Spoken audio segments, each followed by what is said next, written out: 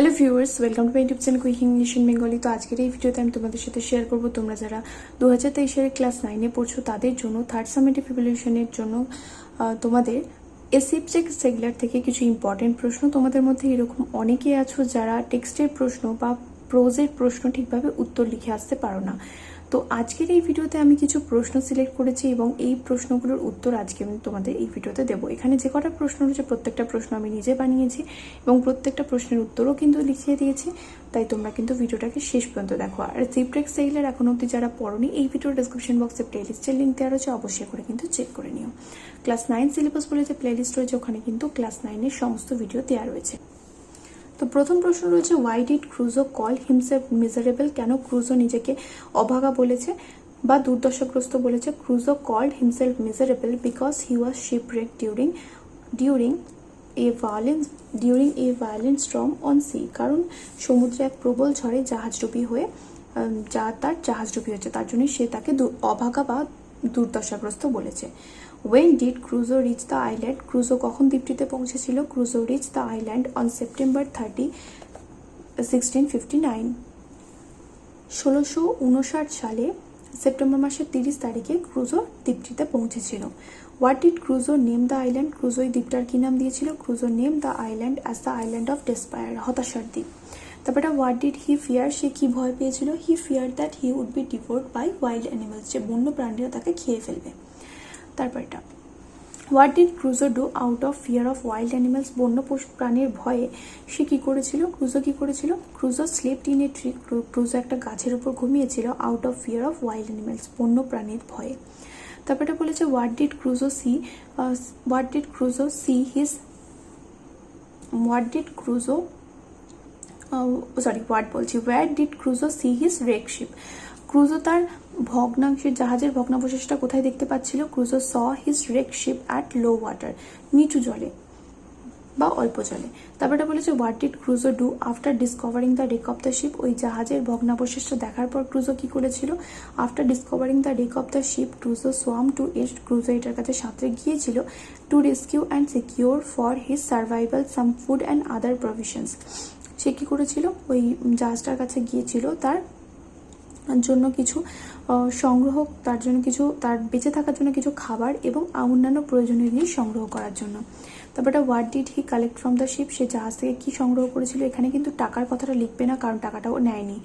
He collected some would, কিছু কাঠ সংগ্রহ করেছিল। আর কি? কেবল, স্ট্রিং, এ নাইফ, তার, দড়ি আর ছুরি, পেরেক, তারপরে কি গান মানে হচ্ছে বন্দুক, এ হ্যামক মানে একটা দোলনা, দড়ির বিছানা বা দড়ির দোলনা মানে যেটা গাছের সাথে টাঙানো হয়, অ্যান্ড সাম ক্যানভাস, এবং কিছু তাঁবুর কাপড় ফ্রম দ্য শিপ, জাহাজ থেকে।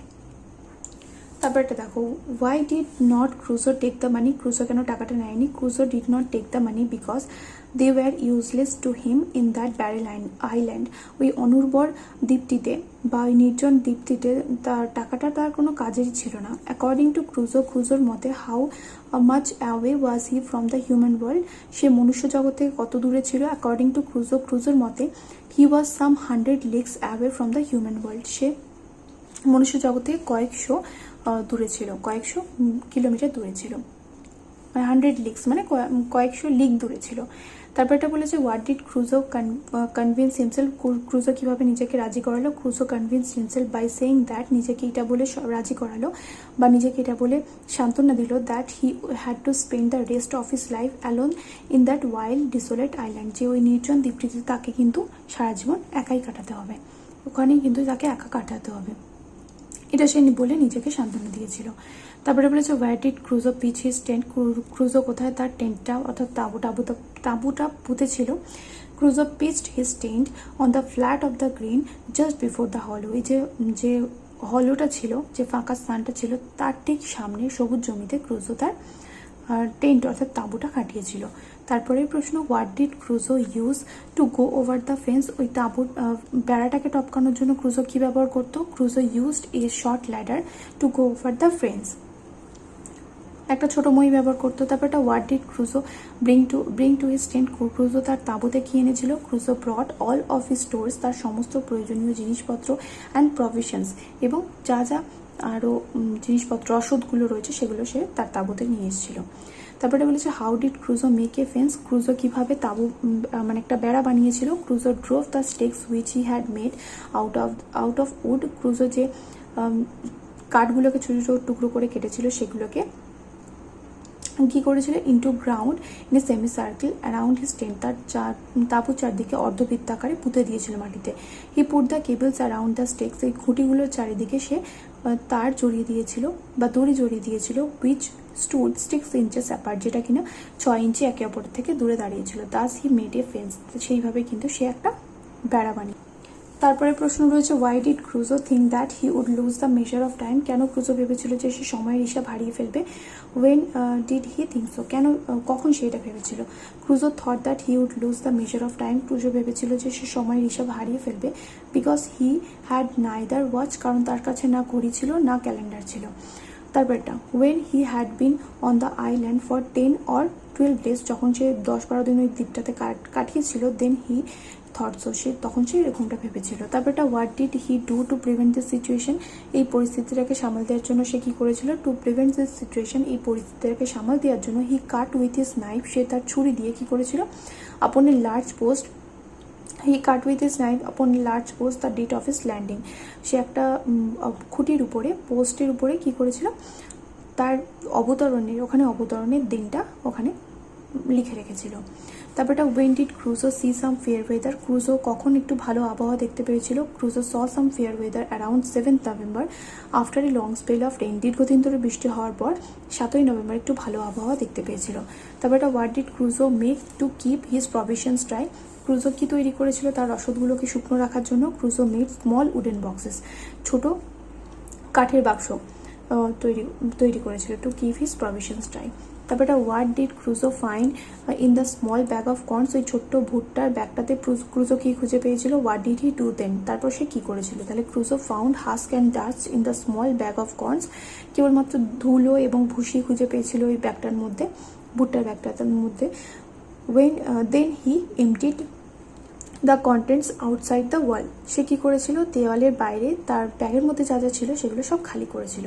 তারপর একটা what did Crusoe gain by the June of 1660, 1660 সাল নাগাদ ক্রুজো কি জুন মাসে 1660 নাগাদ ক্রুজো কি অর্জন করেছিল। Crusoe had gain security of food and shelter by June of 1660, সে কী করেছিল, খাবার এবং আশ্রয়ের সুরক্ষা অর্জন করেছিল।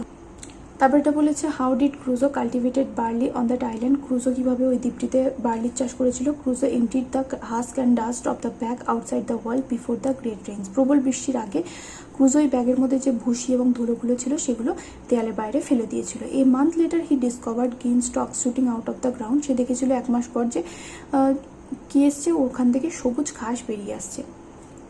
Das he cultivated barley on the island, ওগুলো ছিল কিন্তু পারফেক্ট বার্লি, তার জন্য এইভাবেই সে দ্বীপটিতে বার্লির চাষ করেছিল। তারপর এটা when did Crusoe take a particular survey of the island, কখন ক্রুজো ওই দ্বীপটির একটা ভালো করে খুঁটিয়ে দেখার সিদ্ধান্ত নিল। Crusoe took a particular survey of the island on the 15th of July। তারপর what did Crusoe found around 2 miles up, 2 mile পরেই ক্রুজো কি দেখতে পেল। অ্যারাউন্ড 2 miles আপ, 2 মাইল উপরের দিকে গিয়ে ক্রুজো ফাউন্ড এ ব্রুক, ক্রুজো একটা ছোট নদী দেখতে পেল উইথ প্লিজেন্ট মিডোজ, যার পাশে একটা মনোরম তৃণভূমি রয়েছে। বাই ইটস ব্যাঙ্ক, এবং এর পাশে মানে পাড়ে plain smooth and covered by grass, তো এই ছোটো নদীটার পাশে কি ছিল, একটা মনোরম তৃণভূমি ছিল এবং সুন্দর সুন্দর ঘাস ওখানে ছিল। What did he find in the woody part, ওই জঙ্গলের মধ্যে সে কী খুঁজে পেয়েছিল। He found melons in great abundance, melons পেয়েছিল আর কে পেয়েছিল, অ্যান্ড গ্রেপ ট্রিজ, এবং আঙুর গাছ। তারপর এটা what did Crusoe carry homeward and how much time it take, Crusoe বাড়িতে কী নিয়ে এসেছিল এবং কতদিন আসতে সময় লেগেছিল। Crusoe carried great parcels of fruits homeward, প্রচুর পরিমাণে ফল নিয়ে সে বাড়ি থেকে আসলো। And the journey took him 3 days, এবং তার আসতে 3 দিন সময় লেগেছিল। তারপরে বলেছে why did Crusoe not transfer his habitation, Crusoe কেন তার হ্যাবিটেশন মানে বাসস্থান সরায়নি। Crusoe did not transfer his habitation because he still hope to be rescued by some passing ship on the sea, কারণ সে তখন আশা করেছিল যে কি করবে, সে কোনো একটা জাহাজ মানে কোনো একটা জাহাজ যদি সমুদ্র দিয়ে যায় সেটা তাকে উদ্ধার করতে পারে, তার জন্য কিন্তু সে সমুদ্রের কাছে ছিল। And he did not want to enclose himself in hills and Woods, কারণ সে নিজেকে পাহাড় এবং জঙ্গলের মধ্যে আবদ্ধ করতে চায়নি, তার জন্য কিন্তু সেই ওই ফলের উপত্যকায় গিয়ে বাড়ি বানায়নি। তারপরে প্রশ্ন হচ্ছে how did Crusoe make a lamp, Crusoe কীভাবে একটা ল্যাম্প বানিয়েছিল। Crusoe collected a little tallow and a small clay dish and to this he added a wick. Crusoe কী করেছিল, একটা কিছুটা পশুর চর্বি সংগ্রহ করেছিল এবং একটা মাটির পাত্র বানিয়েছিল এবং তার মধ্যে সে একটা পোলতে যোগ করে দিয়েছিল। Thus he made a lamp, এইভাবে সে একটা ল্যাম্প বানিয়েছিল। What did Crusoe begin to seriously consider, Crusoe কি সিরিয়াসলি মানে হচ্ছে গভীরভাবে ভাবতে লাগলো। Crusoe began to seriously consider the circumstances he was reduce to, যে পরিস্থিতির মধ্যে সে এসে পড়েছে সেটার কথা ভাবতে লাগলো। তারপর এটা why did Crusoe not include all particulars, Crusoe কেন সমস্ত কিছু বিস্তারিত লিখতে পারেনি। Crusoe did not include all particulars because gradually he ran out drink, কারণ ধীরে ধীরে তার কালই শেষ হয়ে গেছিলো। তারপর এটা how many days had he spent on the island, সে কতদিন ওই দ্বীপটিতে কাটিয়েছিল। He had spent 365 days on that island, ওই দ্বীপটিতে 365 দিন কাটিয়েছিল। তো যারা এই ভিডিওটা দেখলে পারলে ভিডিওর বন্ধুর সাথে শেয়ার করো। নেক্সট যে তোমাদের স্টোরিটা রয়েছে সেটার থেকে আমি কিন্তু তোমাদের বাকি প্রশ্নগুলো কিন্তু দিয়ে দেবো নেক্সট ভিডিওতে। দেখা হবে নেক্সট ভিডিওতে, চলুন বাই।